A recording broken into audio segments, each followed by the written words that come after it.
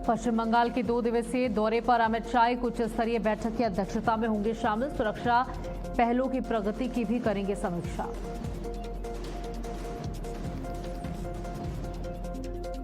आज नोएडा दौरे पर रक्षा मंत्री राजनाथ सिंह डायग्नोस्टिक सेंटर का करेंगे उद्घाटन। जिला प्रशासन ने कार्यक्रम की तैयारियां पूरी की। दिल्ली में आज बीजेपी की बड़ी बैठक, नई टीम के साथ पहली बार हाई लेवल मीटिंग करेंगे नितिन नवीन। राष्ट्रीय संगठन महामंत्री बीएल संतोष भी होंगे शामिल। कई मुद्दों पर होगी अहम चर्चा।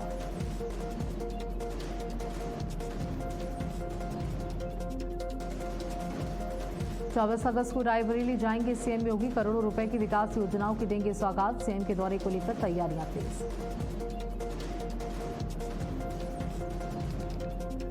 24 राज्यों में मूसलाधार बारिश का अलर्ट। आईएमडी ने जारी की चेतावनी। कुछ जिलों में भारी बारिश से स्कूल रहेंगे बंद।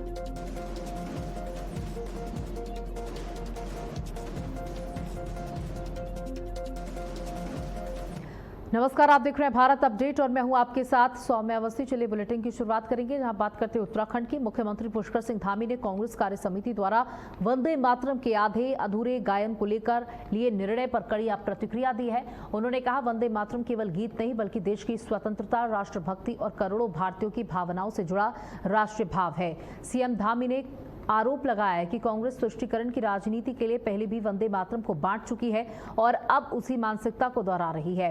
उन्होंने कहा, वंदे मातरम उन अमर शहीदों के संघर्ष और बलिदान का प्रतीक है जिन्होंने मातृभूमि की आजादी के लिए अपने प्राण न्यौछावर कर दिए। धामी ने कांग्रेस से इस फैसले पर जनता को जवाब देने की मांग की है। वंदे मातरम सिर्फ गीत नहीं, राष्ट्रीय भावना है। स्वतंत्रता सेनानियों ने इसी गीत को सुनकर अंग्रेजों की नाक में दम किया था। वंदे मातरम सिर्फ एक राष्ट्रगीत नहीं है, लोगों में देशभक्ति की भावना को जागृत करने का एक बहुत बड़ा माध्यम था। और कांग्रेस ने जैसे सालों पहले तुष्टीकरण की इस गीत को तुष्टीकरण की राजनीति करने में इस्तेमाल किया, आज भी कांग्रेस वही कर रही है। सीएम पुष्कर सिंह धामी ने भी नाराजगी जताई है। कांग्रेस पार्टी ने जो वंदे मातरम आधा अधूरा गाने का जो उनकी कार्य समिति ने फैसला लिया है, वो देश विरोधी फैसला है। उन करोड़ों करोड़ देशवासियों की जो भावना है, उन शहीदों का जिन्होंने अपनी शहादत दी, हंसते हंसते फांसी का फंदा चूमा, उन सभी के सपनों पर कुठाराघात है। और कांग्रेस पार्टी ये हमेशा से करती रही है। तुष्टीकरण के लिए पहले भी उन्होंने वंदे मातरम को बांटा था।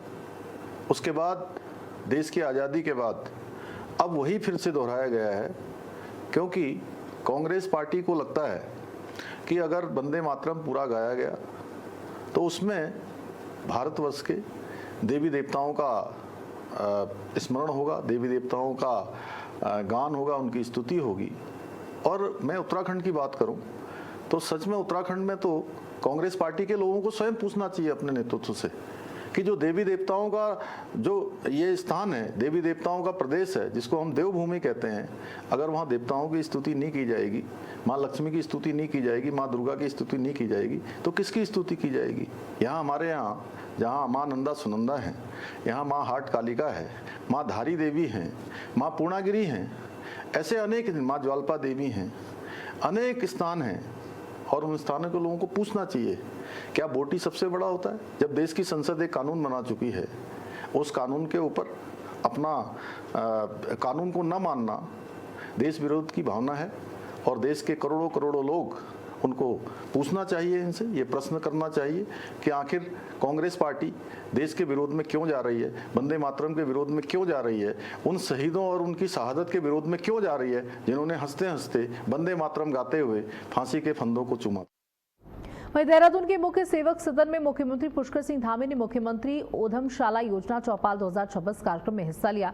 कार्यक्रम में कैबिनेट मंत्री भरत सिंह चौधरी, खजान दास और गणेश जोशी के साथ सांसद नरेश बंसल और कई विधायक मौजूद रहे। बड़ी संख्या में लखपति दीदी और स्वयं सहायता समूह से जुड़ी महिलाएं कार्यक्रम में शामिल हुई, जबकि प्रदेश के सभी जिलों से महिलाएं वर्चुअल माध्यम से जुड़ी। सरकार के मुताबिक उत्तराखंड में अब तक 3 लाख से अधिक महिलाएं लखपति दीदी बन चुकी हैं।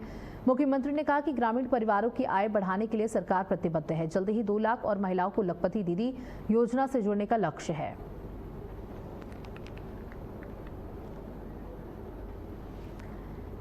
तो ग्रामीण परिवारों की आय बढ़ाने पर सरकार का पूरा फोकस। सीएम उद्यमशाला योजना चौपाल 2026 का आयोजन किया गया है।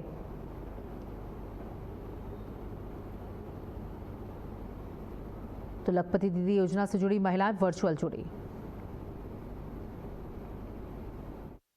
और मैं आपकी इस मेहनत को, आपकी लगन को, आपके परिश्रम को और आपके स्किल को मैं नमन करना चाहता हूं कि कठिन परिस्थितियों में भी अच्छा काम कर रही हैं आप। आपके उत्पादों की पहचान बढ़ रही है, मांग बढ़ रही है। कठिन परिस्थितियां होते हुए भी आपके चेहरों पर जो मैं मुस्कान देख रहा हूं, सुकून देख रहा हूं, आत्मसंतोष का भाव दिख रहा हूं और एक आत्मविश्वास भी मैं आपके चेहरों पर देख रहा हूं। जो बहनें पहले घर चलाती थी, अब घर परिवार तो चला ही रही हैं, घर परिवार के साथ साथ पूरा गांव भी चला रही हैं। पूरे प्रदेश की जो हमारी व्यवस्थाएं हैं, उन व्यवस्थाओं को चलाने में भी अपना योगदान दे रही हैं और कठिन से कठिन परिस्थितियों में आगे बढ़ रही हैं। हमारा प्रदेश का जो परिवेश है वो कठिन है और इन कठिन परिस्थितियों ने हमें सिखाया है कि राह चाहे कितनी भी कठिन क्यों ना हो, यदि इरादे मजबूत हैं तो हमको अपने लक्ष्य से पहुंचने पर कोई शक्ति रोक नहीं सकती है, कोई बाधा हमारे मार्ग में रुकावट नहीं पैदा कर सकती है। भाइयों बहनों, हमारे प्रदेश के उत्साही युवाओं में भी कुछ कर गुजरने की इच्छा है। हमारी साहसी जो मातृशक्ति है, उनके हाथों में हुनर है। हमारे जो किसान हैं, उनके पास कठिन परिस्थितियों में काम करने का अनुभव है। इतना ही नहीं, जो स्थानीय उत्पाद है, हमारे देश दुनिया के बाजारों तक पहुंच बनाने की उनकी पूरी क्षमता है। जरूरत केवल इस बात की है कि उनको एक सही दिशा मिले, हुनर को जो है सही पहचान मिले, सही आवश्यकता मिले और उनके जो सपने हैं उन सपनों को नया अवसर मिले। इसीलिए मुख्यमंत्री उद्यमशाला योजना को आगे बढ़ाने का काम किया है। और मुख्यमंत्री उद्यमशाला ये पहले से भी चल रही थी, बहुत दिनों से चल रही थी और आप लोगों को भी इसका नाम ही नहीं पता होगा, क्या नाम था करके।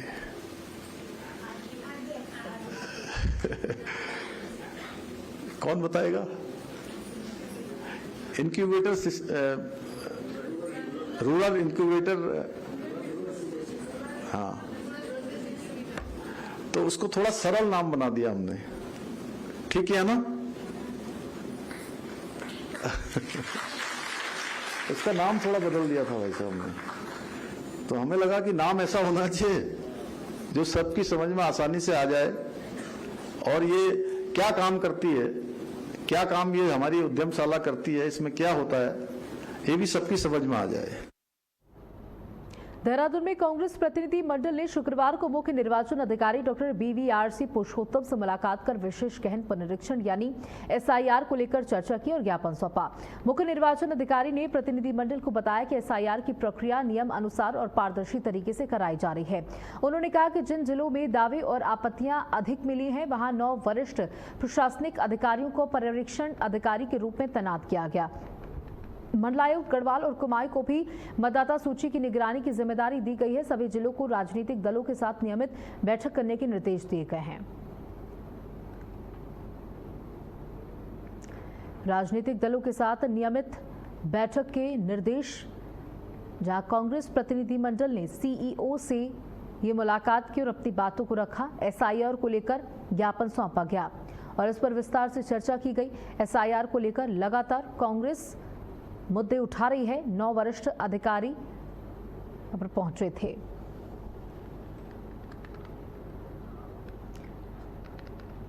लक्सर के सुल्तानपुर में पूर्व विधायक संजय गुप्ता के आपत्तिजनक बयान पर पूर्व राज्य मंत्री रविंद्र सिंह आनंद ने कड़ी प्रतिक्रिया दी है। संजय गुप्ता की पानी और वोट को लेकर की गई टिप्पणी की निंदा करते हुए रविंद्र सिंह आनंद ने कहा कि पानी जैसी मूलभूत सुविधा को वोट से जोड़ना लोकतंत्र और जनता के सम्मान का अपमान है। उन्होंने कहा कि जनता को डराने और धमकाने की राजनीति अब नहीं चलेगी। लक्सर की जनता लोकतांत्रिक तरीके से इसका जवाब देगी। पूर्व राज्य मंत्री ने प्रशासन से भी मामले की कार्रवाई की मांग की है। बयान को लेकर क्षेत्र में राजनीतिक चर्चाएं तेज हो गई हैं।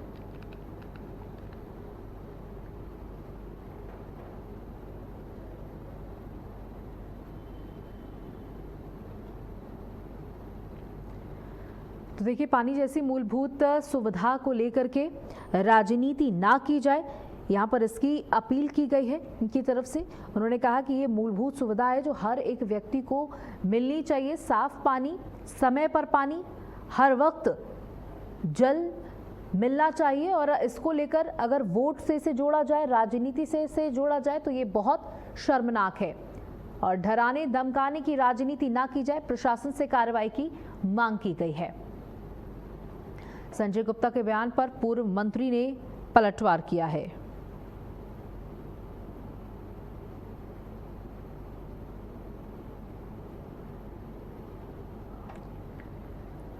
केदारनाथ धाम यात्रा को और सुरक्षित और व्यवस्थित बनाने की तैयारी तेज हो गई है। मुख्यमंत्री के निर्देश के बाद जिला प्रशासन ने नई एसओपी तैयार की है। इसमें श्रद्धालु के दर्शन से लेकर हेली रेस्क्यू और हेलीकॉप्टर ऑपरेशन तक की व्यवस्थाओं को शामिल किया गया है।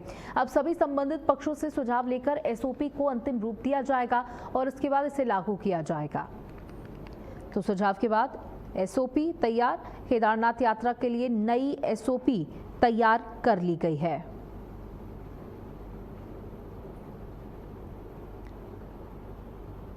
तो बता दें कि केदारनाथ को लेकर नई एसओपी तैयार की गई।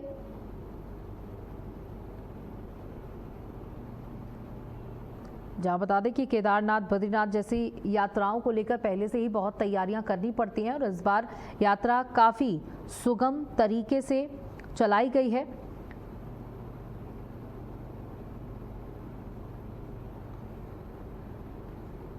केदारनाथ यात्रा के लिए नई एसओपी तैयार हुई है, जहां श्रद्धालुओं की सुरक्षा पर प्रशासन का पूरा फोकस इस नई एसओपी में हेली रेस्क्यू और ऑपरेशन की व्यवस्था और मजबूत की जाएगी। मुख्यमंत्री महोदय का निर्देश था कि श्री केदारनाथ धाम में आने वाले तीर्थयात्रियों के दर्शन, crowd management, heli rescue, heli operations इत्यादि को लेकर के एक स्टैंडर्ड ऑपरेटिंग प्रोसीजर एसओपी बनाया जाए और इस संदर्भ में मेरे द्वारा एक एसओपी बनाई गई है, जिसको मैंने अभी कंसल्टेशन के लिए और इसके फाइनलाइजेशन के लिए आयुक्त सबको भेजा हुआ है और इसमें सभी स्टेक होल्डर के साथ कंसल्टेशन किया जाएगा और उसके बाद इसको इन्फोर्स किया जाएगा। हमारा प्रयास रहेगा कि अगले वर्ष की यात्रा से पूर्व इस एसओपी को पूरी तरीके से फाइनलाइज करके इसको हम लोग इन्फोर्स करें। साथ ही जो हमारी लर्निंग्स रही हैं पिछली यात्रा के जो अभी पीरियड निकल गया है, उस लर्निंग्स को इम्प्लीमेंट हम अभी आने वाले समय में जब भीड़ बढ़ेगी उसमें हम लोग इम्प्लीमेंट करेंगे ताकि लोगों को अच्छी और सुव्यवस्थित। हरिद्वार में कांग्रेस ने बहुचर्चित अंकिता भंडारी हत्याकांड की सीबीआई जांच में देरी को लेकर सरकार और जांच एजेंसी पर सवाल उठाए। जिला महानगर कांग्रेस कमेटी के अध्यक्ष अमन गर्ग ने प्रेस कॉन्फ्रेंस कर कहा कि लंबे समय से न्याय की मांग को लेकर आंदोलन के बावजूद सीबीआई जांच की प्रगति स्पष्ट नहीं हुई है। कांग्रेस ने मांग की है कि जांच की वर्तमान स्थिति और प्रगति सार्वजनिक की जाए। साथ ही मामले से जुड़े सभी आरोपियों और कथित षड्यंत्र में शामिल लोगों की भूमिका की निष्पक्ष जांच है। कांग्रेस नेताओं ने अंकिता भंडारी के परिवार को पूर्ण न्याय सुनिश्चित करने की भी मांग की है।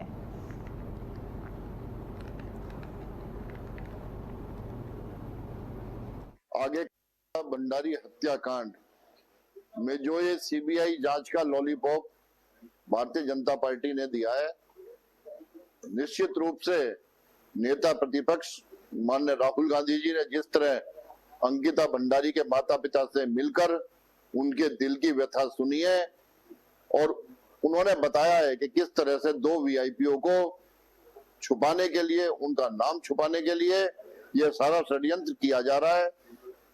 8 महीने जांच को हो चुके हैं और अभी तक कोई प्रगति या कोई आगे कार्रवाई नहीं नजर आ रही। रुद्रप्रयाग के त्रिगुनी नारायण क्षेत्र में जिलाधिकारी विशाल मिश्रा ने स्थलीय निरीक्षण कर विकास कार्यों और श्रद्धालुओं की सुविधाओं का जायजा लिया। उन्होंने सोनप्रयाग त्रिगुनी नारायण मार्ग को सुरक्षित और सुगम बनाए रखने के निर्देश दिए। मंदिर परिसर में सौंदर्यीकरण, पार्किंग, हेलीपैड, शौचालय और पेयजल जैसी सुविधाओं के भी निरीक्षण किया गया। डीएम ने ग्रामीणों से संवाद कर उनकी समस्याएं सुनी। ग्रामीणों ने महिलाओं को फूलों की खेती से जोड़ने, पॉली हाउस, स्वास्थ्य केंद्र में डॉक्टरों और इंटर कॉलेज में शिक्षकों की कमी दूर करने की मांग की। डीएम ने संबंधित विभागों को प्राथमिकता से कार्रवाई के निर्देश दिए। सोनप्रयाग में सॉलिड वेस्ट प्लांट और घोड़े खच्चरों की सुविधाओं का भी निरीक्षण किया।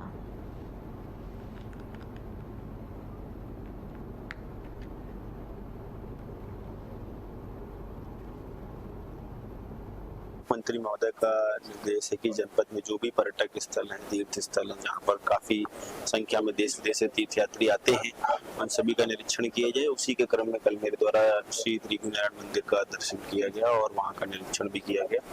उस क्षेत्र में एक नया टॉयलेट सरकार के द्वारा बनवाया गया है।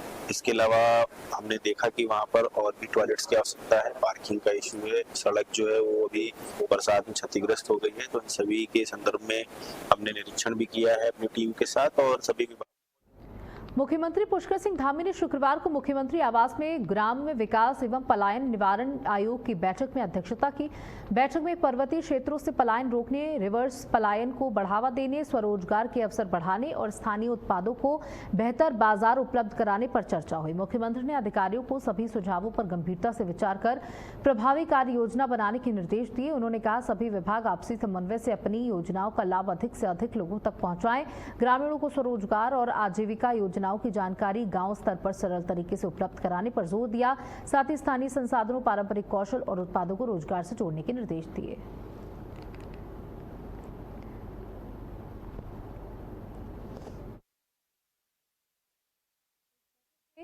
कई महत्वपूर्ण बिंदुओं पर चर्चा की गई।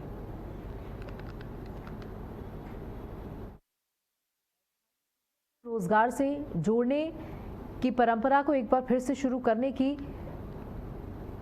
बात कही। रिवर्स पलायन पर सीएम धामी ने निर्देश दिए। मसूरी में लगातार हो रही बारिश अब लोगों के लिए आफत बन चुकी है। मसूरी कैंपटी रोड पर साझा दरबार के पास भूस्खलन की चपेट में आने से एक मकान और दुकान पूरी तरीके से मलबे में तब्दील हो गई। गनीमत ये रही कि परिवार ने समय रहते घर से बाहर निकलकर अपनी जान बचा ली। हादसे के बाद परिवार के सामने सिर छिपाने और रोजमर्रा की जरूरतों का संकट खड़ा हो गया है। प्रशासन ने मौके का जायजा लेकर हर संभव मदद का भरोसा दिया।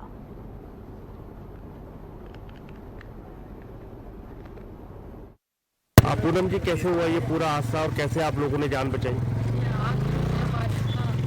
बहुत बारिश आ गई तो हमने तो बच्चों को भी अपने आप को भाग के जान बचाई है और हमारा तो जो सामान था हम कुछ नहीं निकाल पाए और हम तो कई सालों से यहाँ रहे।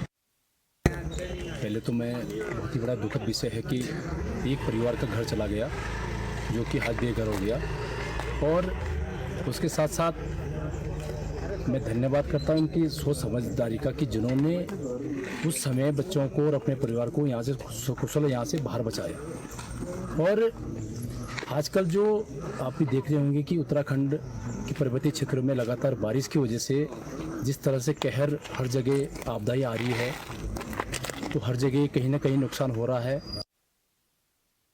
बस भगवान के इतना शुक्र है कि अपने आप पूरा परिवार किसी तरह से जान बचाकर भाग गए। बच्चे सब पूरे फैमिली रहती थी। नुकसान तो आप लोगों ने देख ही लिया हो, कम से कम करोड़ों का सामान तबाह हो गया। पूरा मकान 2-3 मंजिल का जो आवासीय भवन था पूरी तरह से तबाह हो गया। हम लोगों ने बस सरकार से बस ये गुहार करते हैं कि पीड़ित परिवार की। चमोली में भारी बारिश के बाद नंदप्रयाग नंदानगर मोटर मार्ग कई जगहों पर मलबा और बोल्डर आने से बंद हो गया। तेफना, ग्वाला और छिड़िया के पास सड़क पर मलबा आने से यातायात पूरी तरीके से ठप रहा। स्कूल जाने वाले बच्चे, शिक्षकों और यात्रियों को 3 से 4 किलोमीटर तक पैदल चलना पड़ा। वहीं तेफना में मलबा आवासीय भवनों तक पहुंचने से कुछ घरों को नुकसान की भी सूचना है। प्रशासन और संबंधित विभाग की टीम सड़क खोलने में जुटी है। तो देखिए, पहाड़ों पर इस समय बारिश आफत बनकर टूट रही है। कहीं मकान गिर रहे हैं तो कहीं दुकानें ध्वस्त हो रही हैं। सड़कों पर मलबा जमा हुआ है, कीचड़ है, फिसलन है। इससे आवागमन पूरी तरीके से बाधित हो गया है। आप देख सकते हैं सड़कें धंस रही हैं, जिसकी वजह से लोगों को समस्याएं उठानी पड़ रही हैं जो रोजमर्रा की जीवन है वो भी यहाँ पर प्रभावित होता हुआ दिखाई दे रहा है। लोग अपनी जिंदगी बचाते हुए धीरे धीरे रास्तों में आगे बढ़ रहे हैं। वहीं नैनीताल में मौसम लगातार करवट बदल रहा है। बारिश और बदलते मौसम के बीच बीडी पांडे जिला अस्पताल में मरीजों की संख्या में इजाफा देखने को मिल रहा है। इन दोनों अस्पतालों की ओपीडी में टाइफाइड, डायरिया, पेट दर्द, बुखार और पीलिया जैसी समस्याओं से परेशान मरीज बड़ी संख्या में पहुंच रहे हैं। चिकित्सकों के अनुसार बारिश के मौसम में खान-पान और पानी को लेकर बरती गई लापरवाही पेट संबंधी बीमारियों की बड़ी वजह बन सकती है।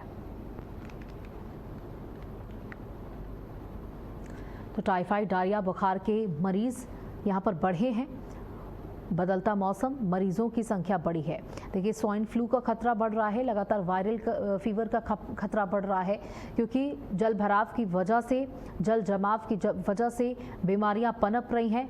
टाइफाइड, डायरिया जैसी समस्याएं तेजी के साथ देखने को मिल रही हैं और अस्पतालों में लोगों की भारी भीड़ देखने को मिल रही है। कई सैलानी हैं जो यहाँ पर घूमने फिरने के लिए आए थे, लेकिन वो बीमारी का शिकार हो गए, जिसके बाद उन्हें अस्पताल में भर्ती कराया।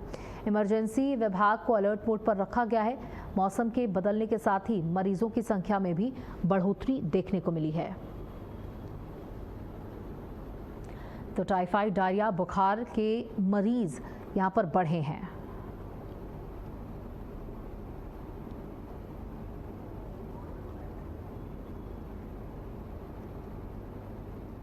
मैं प्रेमा पार्वती जगाती से हूँ, नाम हेमचंद जोशी से। वो जल संस्थान के उससे पानी की उससे दिक्कत हो रही है, तो थोड़ा बच्ची को भी पीलिया का शिकायत बता रहे हैं और इन्फेक्शन भी है।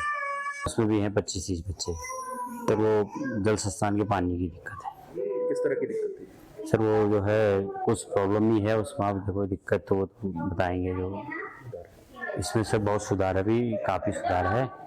तो करीब करीब जो है 100 में से 80। नितेश कुमार और बजून गाँव से हूँ।